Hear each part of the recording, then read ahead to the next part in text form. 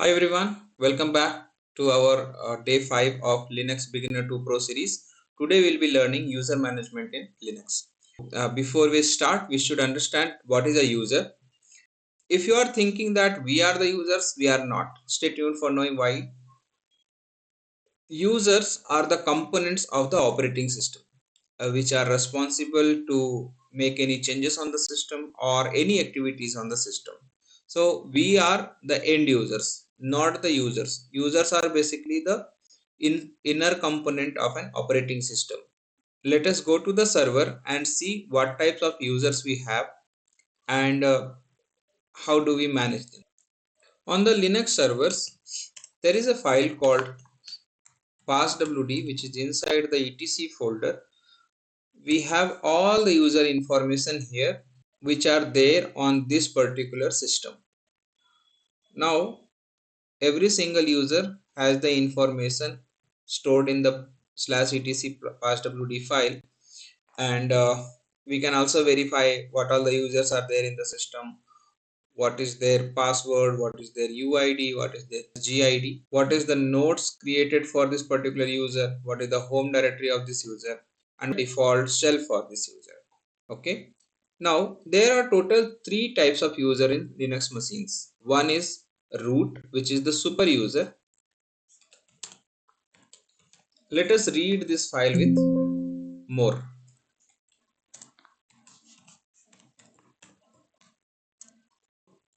Now if you see the first user, which is root, this user is called as super user because root can do anything on the system. Whatever is possible to do on a Linux server, root can do that.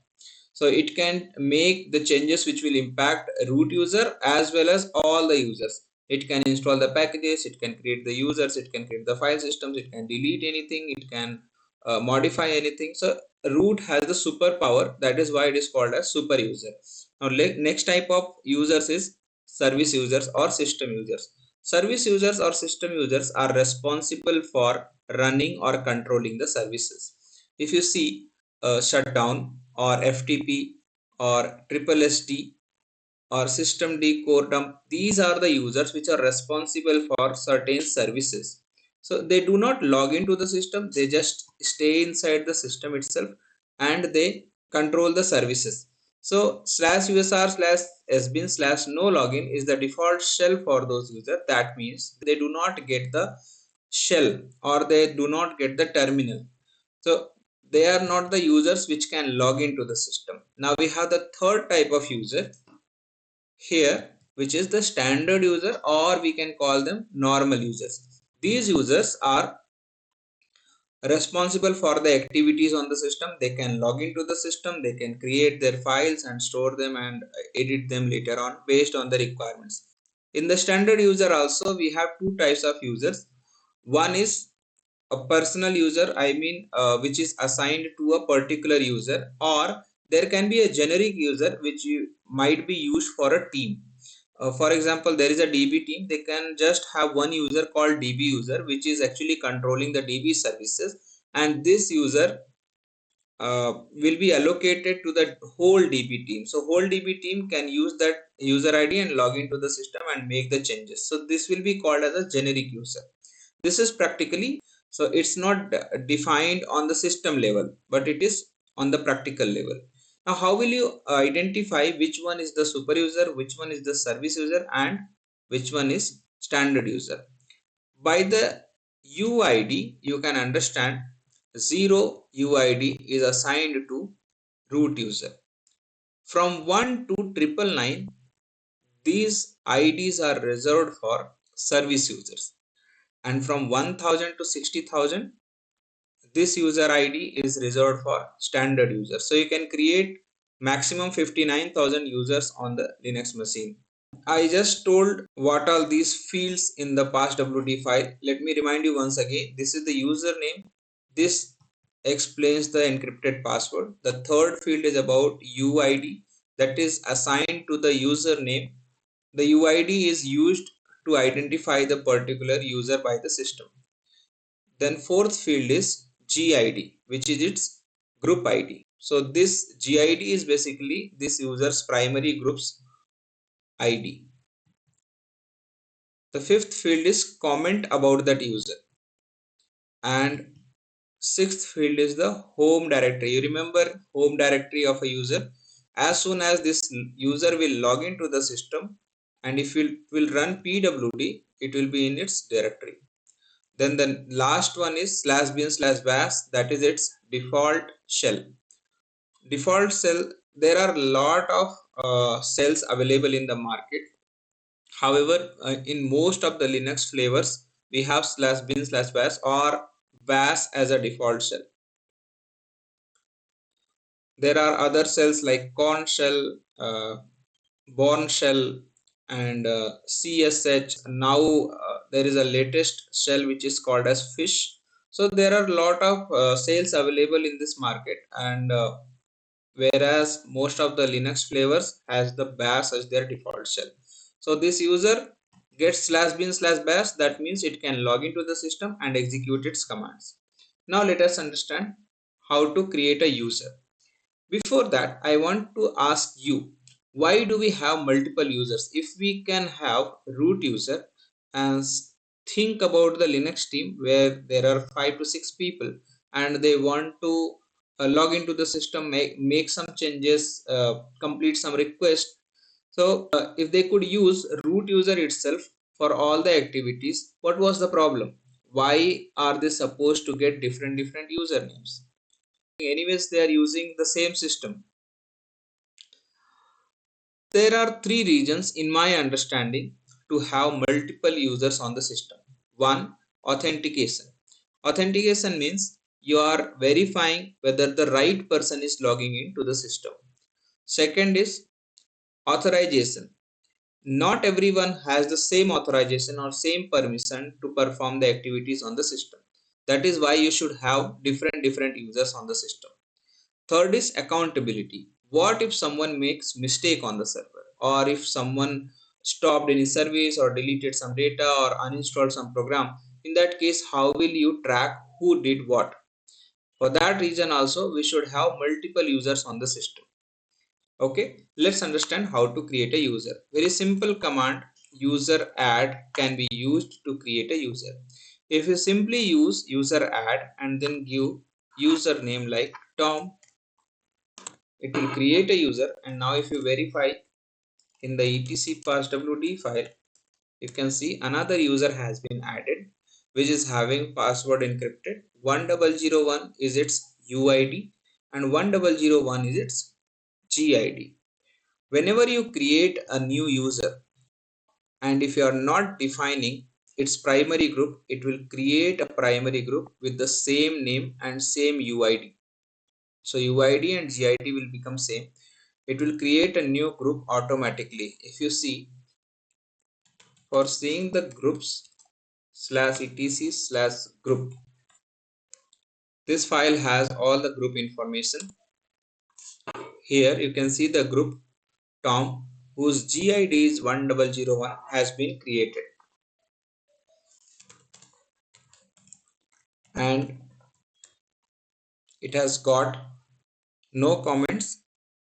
Its home directory has been set to /home/Tom, and its default shell is /bin/bash by default. Now if you want to change any of these parameters, it's all variable, you can change by yourself while creating the user, or even after creating the user you can modify all these parameters.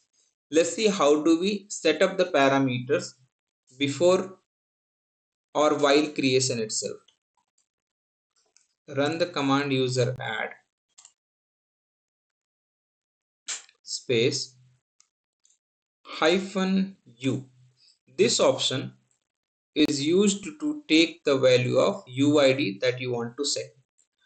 Remember in the second class when I was teaching about the commands and options, I told you that options can be also used to take values. Here we are using -u to take value of UID which we want to set.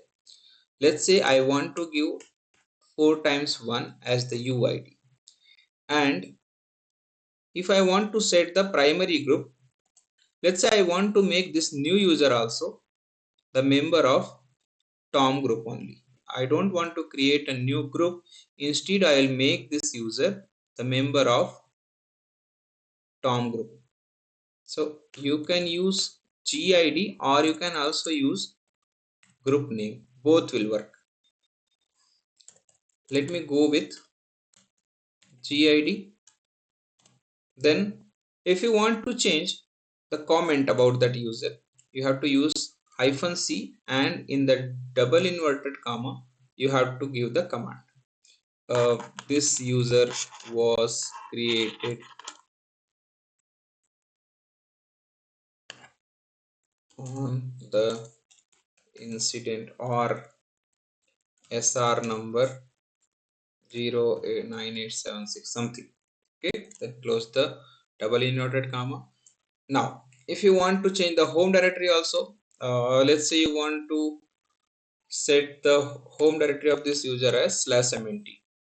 Just giving example, you can create your own directory anywhere where it can have the permissions, and you can set it as its home directory. Now for default shell you have to use -s option, and let's say I want to give it so cell values are defined. It can be either /sbin /no login or /usr /sbin /no login, or it can be /bin /bash. You cannot think of it in your imagination. It is a fixed value. Let me give it /sbin /no login. So this user should not be able to log into my system. Now at the end you have to define the username. Let's say Jack. It says the home directory /mnt already exists. That means it did not create any new directory, but /mnt has been used. Okay, since we did not have the default home directory, it has not copied any files from the scale. So scale directory has all the information of default user profile. Whenever you create a new user, it gets all the pre-defined information from scale directory, which is there inside the etc directory. So now if you see cat/etc/passwd for the Jack user, you see whatever we have defined, it has taken everything. See the UID, it's 4 times 1, the GID 1001, the comment which we created, and the home directory has become /mnt, and the default shell is /sbin/no login. To set the password for a user, as soon as you create a user, you must set the password for it, so that that user can go and log into the system. So to create a password, you have to run the command passwd. This is a command, and the file which you are reading has the same name. Don't get confused with /etc/passwd. That's a file. Here this is the command to set up the password. Passwd jack, press enter. Now set up the password for this user.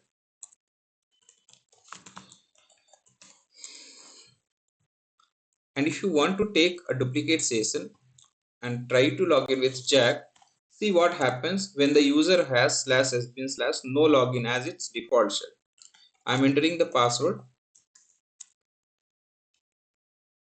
So as soon as it got logged in, but the window got closed automatically because it do not have the permission to log into the system. Okay. If you want, we can change few parameters. Let's say I want to give /bin/bash to the Jack user. Now this time we'll be using usermod. This stands for user modify. Okay. Usermod is the command which is used to change the parameters of existing users. Useradd is the command to create a new user with the defined permissions, or it will be taking default parameters if you do not assign anything. Usermod -s/bin/bash. For the user Jack, we are changing shell to be /bin/bash so that Jack user could log into the system. Same options will work with usermod and useradd both. Press enter. Now cat/etc/passwd. See, the cell has been changed And if I try to take a duplicate session now,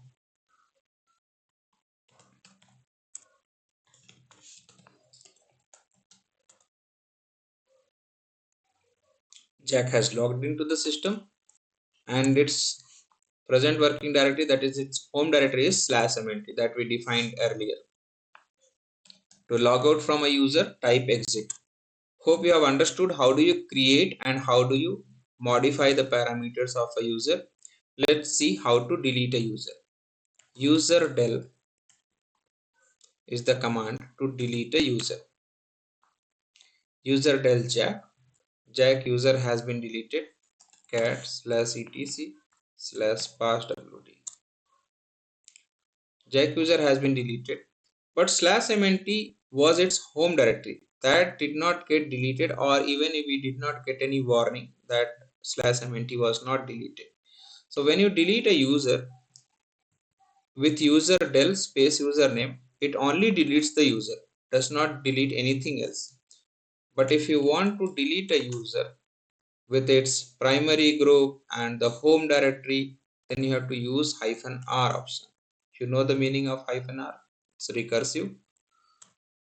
Now if you see in the home directory,